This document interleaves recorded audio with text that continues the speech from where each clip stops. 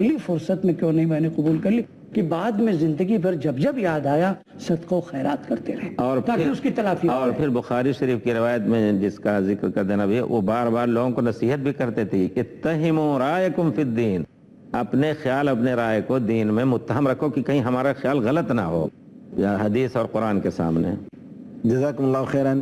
ناظرین کرام، موضوع ابھی باقی ہے، وقفے کے بعد دوبارہ حاضر خدمت ہوں گے، اس وقت تک کے لیے اجازت دیجیے۔ السلام علیکم ورحمۃ اللہ وبرکاتہ۔ السلام علیکم ورحمۃ اللہ وبرکاتہ۔ ناظرین کرام، سنت نبوی اور مسلمان کے موضوع پر مجلس مذاکرہ میں انتظار کرنے کا شکریہ۔ ہم فضیلت الشیخ ڈاکٹر وسیع اللہ محمد عباس حفظہ اللہ سے گزارش کرتے ہیں کہ نبی کریم صلی اللہ علیہ وسلم کی زندگی میں ایسے بہت سارے واقعات ملتے ہیں کہ نبی کریم صلی اللہ علیہ وسلم نے وحی کے ذریعے، جس کا ذکر قرآن میں نہیں ہے، آپ نے کچھ کام کیے اور بعد میں اس کے تعلق سے کوئی دوسرا حکم قرآن کریم میں اللہ تعالیٰ نے نازل فرمایا اور اس حکم کی طرف اشارہ فرمایا جس کا ذکر قرآن کریم میں نہیں ہے، تاکہ ان منکرین حدیث کا منہ چپ کرایا جائے۔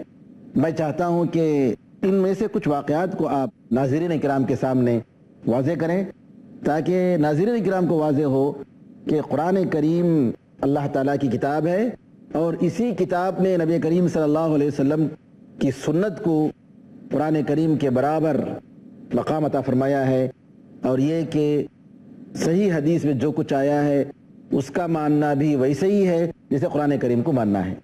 گویا آپ یہ کہنا چاہتے ہیں کہ اگرچہ کسی چیز کا ذکر کلام پاک میں نہیں ہے، پیارے رسول نے کوئی کام کیا ایسا کہ جو اللہ تعالیٰ نے پہلے سے اس کو مقدر کر رکھا تھا اور اپنے کلام پاک میں لکھ رکھا تھا کہ یہ چیز ہونی ہے، لیکن اس وقت وہ کلام پاک میں نہیں ہے یا اپنے علم میں اللہ نے رکھا تھا کہ یہ چیز ہونے والی ہے، تو جو کچھ کیا آپ نے وہ گویا اللہ کے حکم ہی سے کیا۔ اس کی مثال آپ لیں، جیسا کہ پیارے رسول صلی اللہ علیہ وسلم جب آپ مدینہ تشریف لے گئے تو وہاں کے باشندوں خصوصاً یہودیوں کے ذریعے یہودیوں سے آپ نے معاہدہ کیا، اور چونکہ آپ رحمت للعالمین تھے، آپ نہ کسی کو ستانا چاہتے تھے نہ کوئی آپ کو ستائے، امن و شانتی سے زندگی گزارنے کے لیے ان سے معاہدہ کیا کہ ہم لوگوں میں کوئی اختلاف نہیں ہونا چاہیے، تم اپنے دین پہ رہ کر کے اپنا کام کرو، اور ہمارے خلاف کوئی اگر حملہ کرے یا اور کچھ کرے تو تم ہمارے ساتھ مل کر کے کام کرو۔ لیکن ہوا یہ کہ یہودی قوم ہمیشہ غدار رہی ہے، اس نے پیارے رسول صلی اللہ علیہ وسلم کے خلاف ریشہ دوانی کر کے اور کفار اور دوسرے لوگوں کو بلایا کہ آ کر کے مدینے پر حملہ کرو۔ وہ سمجھتے تھے کہ پیارے رسول کو اس کی خبر نہیں ہوگی، لیکن جو کچھ واقعہ ہونا تھا اس میں پیارے رسول کو اللہ تعالیٰ نے فتح دی۔ پھر اس کے بعد پیارے رسول نے ان کو بنی النضیر کو، یہودیوں کا قبیلہ تھا، وہاں سے باہر نکال کر کے خیبر میں جا کر کے بسایا۔ اس کے ساتھ ساتھ آپ نے ان کے باغیچوں کو بھی کچھ کاٹ دیا، کھجوروں کے درختوں کو کاٹ دیا، ان کو جلا وطن نہیں کیا، وہ نکلے نہیں کیونکہ وہ اپنے محلوں میں چھپے ہوئے تھے، تو اس درمیان صحابہ کرام نے ان کے کھجوروں کے درختوں کو کاٹا۔ اور یہ چیز اللہ تعالیٰ کی مرضی کے مطابق نہیں ہے کہ ایک درخت کو بھی بغیر سبب کے کاٹا جائے، ضائع کیا جائے، خصوصاً پھلدار درخت تو یہ اسلام کی تعلیم ہے۔ اسلام کی تعلیم امن صرف انسان اور حیوان کے ساتھ نہیں بلکہ درختوں اور گھاس کے ساتھ بھی ہے کہ بغیر ضرورت نہیں کاٹ سکتے۔ یعنی ایک پیسہ بھی ضائع نہیں ہوتا اسلام میں؟ جی جی، ایک پیسہ بھی اسلام میں بیکار نہیں جاتا ہے، بیکار نہیں جانا چاہیے۔ اگر اس کو خرچ کیا بیکار تو حرام کام ہو گیا، اور یا تو بیکار کام ہوا، اس کی شرعی حیثیت کوئی نہیں ہوگی، بلکہ یہ کہ اس پر اجر نہیں ملے گا بلکہ گناہ ملے گا۔ تو اس وقت انہوں نے درخت کو کاٹا تو اللہ تعالیٰ کی مرضی کے مطابق نہیں تھا، لیکن اللہ نے پہلے سے لکھ دیا تھا کہ اس کو کاٹیں گے اور ہم ان کو معاف کر دیں گے۔ اب وہ اللہ تعالیٰ نے آیت نازل فرمائی فَمَا قَطَعْتُم مِّن لِّينَةٍ أَوْ تَرَكْتُمُوهَا قَائِمَةً عَلَىٰ أُصُولِهَا فَبِإِذْنِ اللَّهِ وَلِيُخْزِيَ الْفَاسِقِينَ۔ جو کچھ کیا آپ نے وہ اللہ کے حکم سے ہوا، لیکن یہ آیت میں پہلے سے یا قرآن میں یہ آیتیں نہیں نازل ہوئیں کہ یہ چیز اللہ تعالیٰ نے پہلے سے پاس کر رکھا تھا۔ اس کا مطلب ہے کہ پیارے رسول جو کچھ کرتے ہیں وہ اللہ کے حکم ہی سے کرتے ہیں، اپنے طرف سے کچھ نہیں کہتے۔ اسی طرح پیارے رسول صلی اللہ علیہ وسلم نے کچھ قسم کھا لی تھی بیویوں کے ساتھ ناراضگی کے ساتھ کہ ہم فلاں چیز نہیں کھائیں گے، یا فلاں عورت کے پاس نہیں جائیں گے، تو پھر اللہ تعالیٰ نے آپ کو اس کی خبر دی، اور پھر بیویوں نے پوچھا کہ کس نے تمہیں خبر دی. یہ سب اللہ تعالیٰ نے پہلے ہی لکھ دیا تھا کہ یہ سب ہونے والا ہے. گویا اللہ تعالیٰ جو کچھ نبی کریم صلی اللہ علیہ وسلم نے کیا اپنی طرف سے نہیں کیا، اللہ رب العزت کے حکم ہی سے کیا. اسی طرح جب روزہ فرض ہوا تو پھر عورتوں کے ساتھ ہم بستری جائز نہیں تھی، خاص طور پر نیند سے اٹھنے کے بعد. تو کچھ لوگوں نے ہم بستری کی تو اللہ تعالیٰ نے کہا کہ چلو ہم نے معاف کر دیا، تم ہمارے حکم ہی کے مطابق یہ کام کیے. اس کا معنی یہ ہے کہ اللہ تعالیٰ اور پیارے رسول نے بھی انکار نہیں کیا، تو اس کا معنی یہ ہے کہ پیارے رسول صلی اللہ علیہ وسلم جو کچھ کرتے تھے اللہ کے حکم ہی سے کرتے تھے. اگرچہ شروع میں آپ نے اپنی مرضی سے کیا، لیکن اللہ نے آپ کے اس کام کو پہلے سے لکھ کر کیا اور اس کی اجازت بھی دے دی. یعنی رمضان کی راتوں میں شروع اسلام میں جی رات میں سونے کی اجازت نہیں تھی. رات میں سونے کی اجازت سونے کا مطلب یہ کہ کچھ کھائے بغیر اگر سو جاتا ہے ہاں تو پھر کھانے کی اجازت نہیں وہ تھی. جو ہے کھا نہیں سکتا، سحری نہیں کر سکتا. کھانے کی بھی اجازت نہیں تھی اور ہم بستری کی اجازت نہیں تھی. لیکن اب تم کھا بھی سکتے ہو نیند سے اٹھ کر کے، نیند سے پہلے، نیند کے بعد.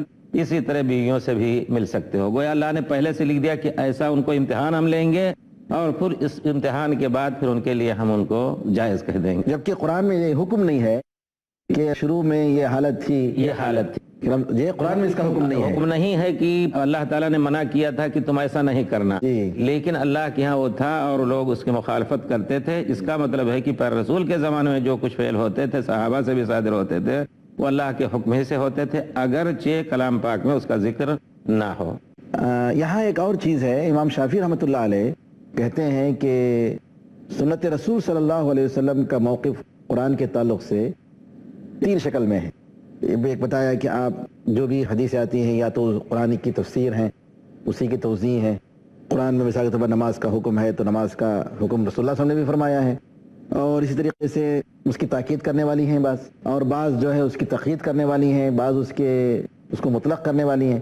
ذرا مولانا ناظرین کرام کو اس تعلق سے بتائیں کہ نبی کریم صلی اللہ علیہ وسلم کی حدیثیں قرآن کے تعلق سے دونوں کا کیا تعلق ہے اور کیا موقف. گویا آپ یہ کہنا چاہتے ہیں کہ کوئی شخص کہے کہ اگر قرآن تھا تو حدیث کی کیا ضرورت، اور حدیث تھی تو پھر قرآن کی کیا ضرورت.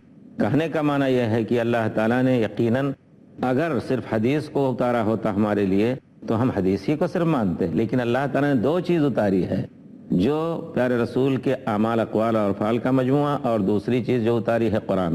یہاں ایک چیز کا اشارہ کر دوں کہ حضرت موسیٰ علیہ السلام کے کتاب توریت کے ملنے سے پہلے جو کچھ اللہ تعالیٰ نے آپ کو حکم دیا اور کہا کہ بنی اسرائیل اور فرعون کو کہو، وہ سب اسی وحی کے قبیل سے تھا جو حدیث تھی. اس وقت تک ان کو توریت نہیں ملی تھی.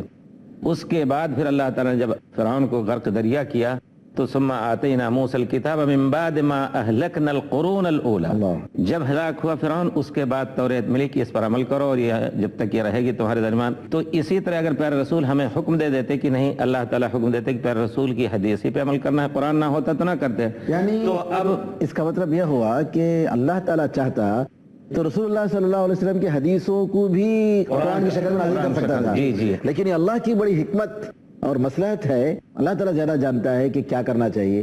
قرآن کو قرآن کی شکل میں اتارا اور رسول اللہ صلی اللہ علیہ وسلم کی حدیثوں کو حدیثوں کی شکل میں. اب مثلا اس میں بھی آزمائش ہے. جی اس میں کوئی شک نہیں، امتحان ہے. اسی میں تو معلوم ہوگا کہ کون مسلم کامل ہے اور تسلیم کا عمل کر رہا ہے. جو اللہ دے رہا ہے اس کو قبول کر رہا ہے، اس میں اپنی عقل اور اپنے رائے کا کوئی دخل نہیں دیتا. اور پھر یہ کہ آپ کو شارع بنانا اللہ کو مقصود تھا. 23 سالہ نبوی زندگی میں معاملات پیش آتے تھے، اس کے مطابق بھی بہت ساری چیزیں پیش کرنی ہوتی تھی.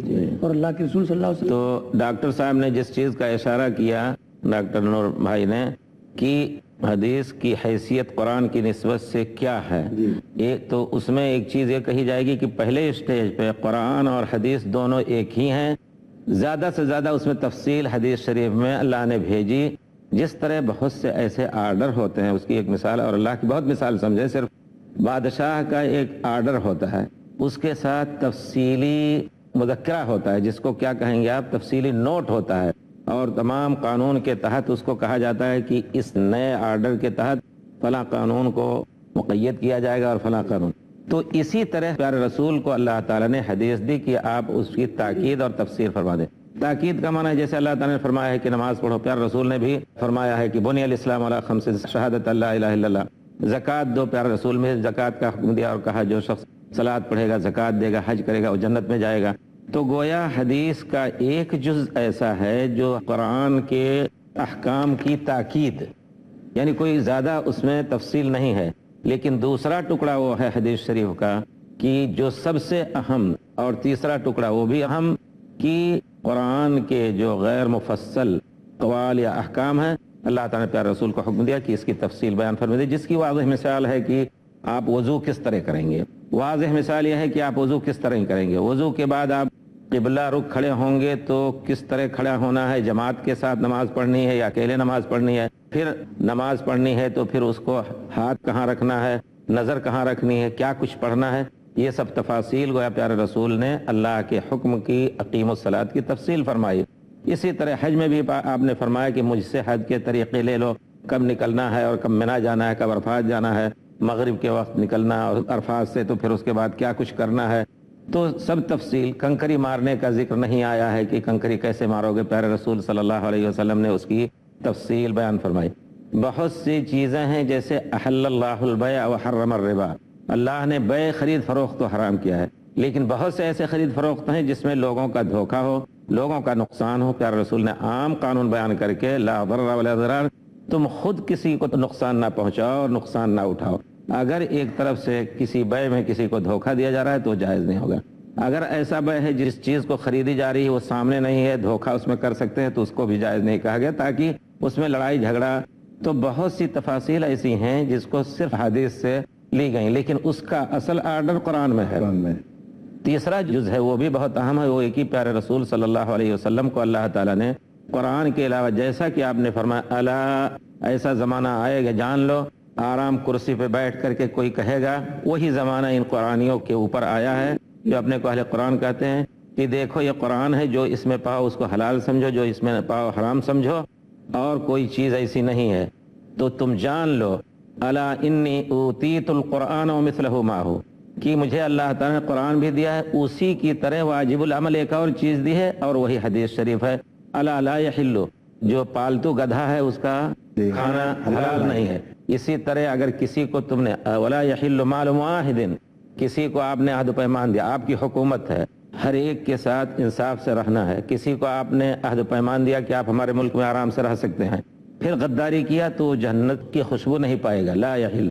तो इन सब तफासील को, इन सब चीज़ों को प्यारे रसूल ने नए सिरे से बयान किया जिसका जिक्र कुरान में नहीं है। अब अगर कोई शख्स इनका इनकार कर रहा है तो अल्लाह के रसूल वमा आताकुमुर रसूल फखुदूह वमा नहाकुम अन्हु फंतहू, कि जो कुछ रसूल ने उसको ले लो, मिट्टी भी उठा के दे तो ले लो, या कोई काम कहने को कहें तो करने को कहें उसको ले लो, वमा नहाकुम अन्हु फंतहू, जिससे मना किया है उससे बाज आ जाओ। अगर कोई शख्स इसको नहीं मानता है तो यकीनन अल्लाह रब्बुल इज़्ज़त के कुरान के इस कौल के खिलाफ कर रहा है, वो कुरान पर आमिल नहीं है। नाज़रीन किराम, अल्लाह ताला से दुआ है कि हमें और आपको नेक तौफीक अता फरमाए। आमीन या अरहमर राहिमीन। अस्सलामु अलैकुम व रहमतुल्लाहि व बरकातुहू।